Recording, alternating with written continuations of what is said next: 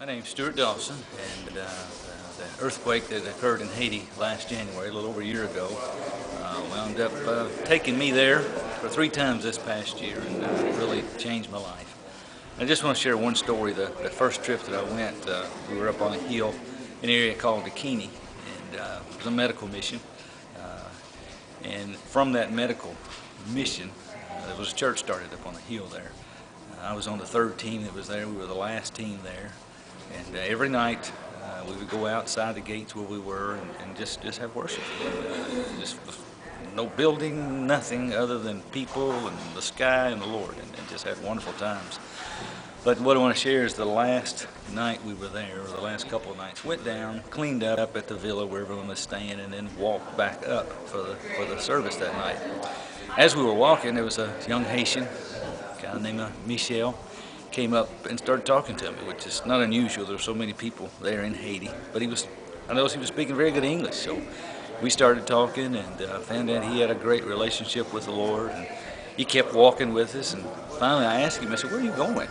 He said, "I'm going to Dakini. I live in Dakini." He'd been to, I'm not sure where he'd been. And I said, "Well, we've been having church up there every night. Why don't you come and join us?" So he did. He came and joined us for the service that night. And Junior was my interpreter. He was interpreting the message for me and everything, and Michelle was standing there with us. And they asked Junior to do something in the service, so I lost my interpreter. And Michelle was sensitive enough. He started interpreting for me, which was great. And I just showed a lot of maturity on his part.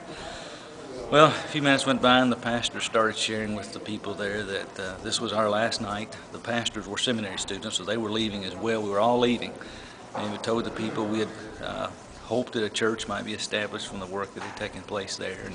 But there was no leaders. And they asked if there was anybody in the group that felt maybe God was speaking to them about taking leadership in this church. And as Michelle was interpreting that to me, I just sensed the Holy Spirit saying, "Hey, what about him?"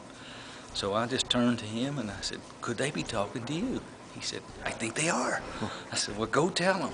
So, make a long story short, that night there was 3 people that came forward, said they felt God calling them to lead this work. And I can say to this day the church is still there and strong. I've been back twice working with the leaders, and just awesome what God can do when folks are to go in His name.